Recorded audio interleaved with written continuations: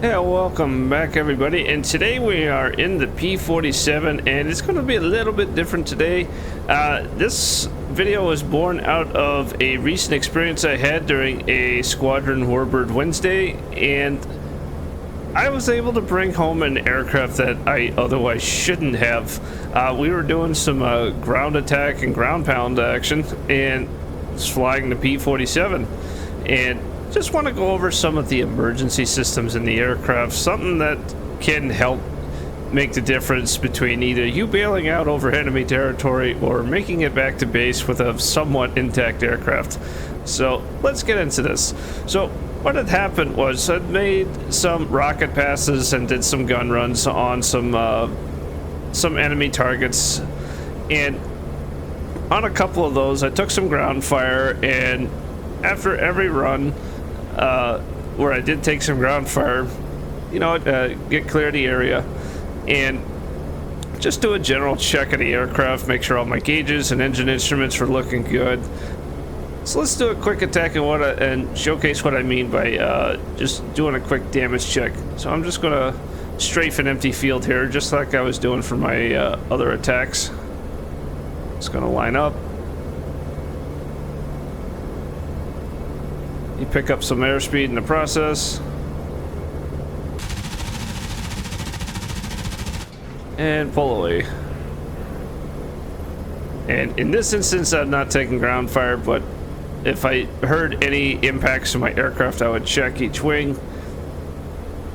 Make sure I got no holes. Look over my engine instruments. Everything's looking good there. Obviously, if you took some bullet holes through your canopy, you'd recognize that. And then do a clearing turn, make sure I wasn't trailing anything. Those are just wingtip vortices. I can ignore those. But making sure I'm not trailing any fluids, and that would be quite distinct, whether or not you're leaking gasoline, engine oil, or hydraulic fluid, all of which bad. Or in the case of the V12 counterpart aircraft, their coolant.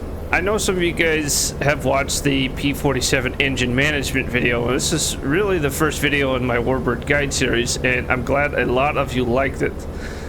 Some things I did not cover in that was some of the emergency procedures with your engine. Alright, so one subject I did not cover in the engine video was the fuel controls. Now, I did touch on this briefly with the tank selection right here in the floorboard with the red knobs. What I didn't cover was the fact that you have two fuel pumps on this aircraft. You have one that's engine driven that you use all the time and is the primary pump, but you also have a backup electrical pump. And down here on the electrical panel, most of you guys are familiar with the rheostat that controls the gun sight illumination. What you have down here is the emergency fuel pump, which is normally cranked all the way to the left in the off position, and you notice it even is labeled emergency. So what this pump does is a variable electric fuel pump that will draw fuel from your tanks to feed the engine. So in the scenario that I was faced with in that diving attack, where I was somehow able to save the engine, what I did notice was my engine took a hit and it went quiet, like you just heard a few moments ago. Now, the aircraft was still flying. I just pulled up into a gentle climb. I was trading some of my airspeed for my diving attack into altitude, and I essentially was getting ready to bail out, prepping myself for that. You have very little time in something like this. This is why it's really good to familiarize yourself with your controls. Alright, so in that time, I noticed that the engine was still rotating smoothly. It wasn't shaking, and some of you guys know when you take a bad hit to your engine, the airplane just starts shaking, and in some cases shaking violently, and it's just your best case just to get out of it at that point. But my engine was running smoothly. It just wasn't running because it wasn't getting any fuel at that case. So, not knowing whether my fuel system or my carburetor had taken a hit, first thing I did was go here to my mixture knob, and you notice how you got a full Ritz position.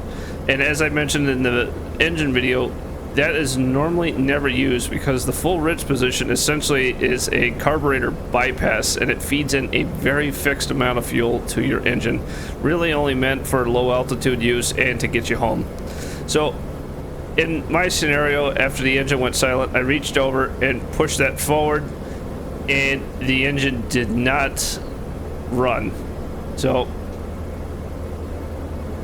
again, getting into the frame of mind, getting ready for a bailout. My last option, because I was starting to lose airspeed, was I immediately looked down, grabbed this potentiometer or rheostat, and increased it. And within seconds, my engine came back to life. Part of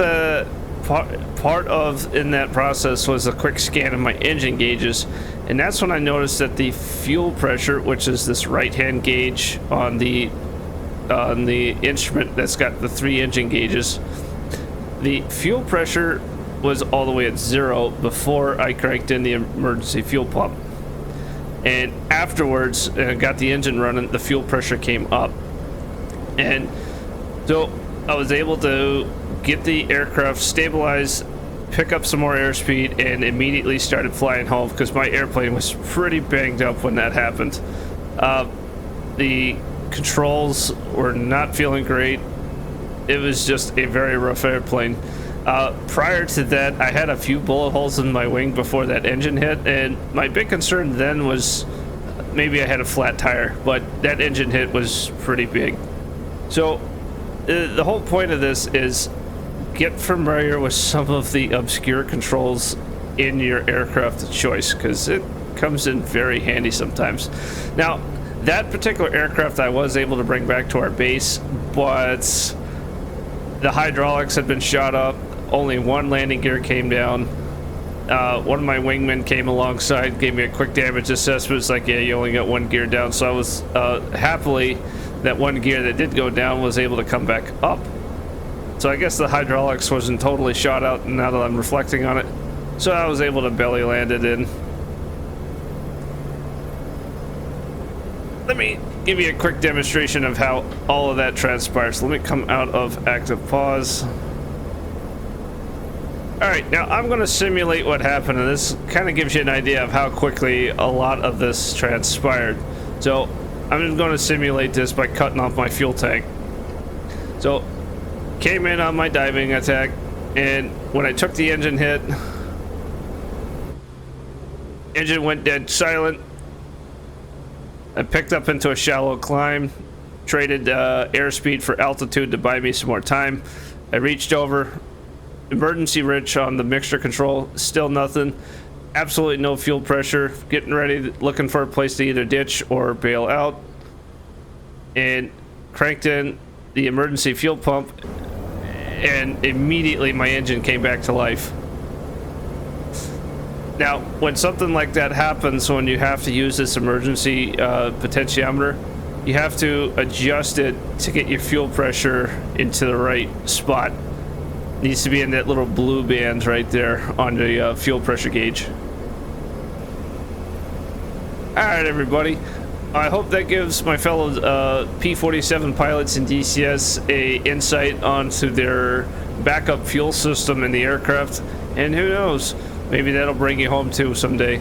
So with that, thank you guys for watching, and I'll catch you next time.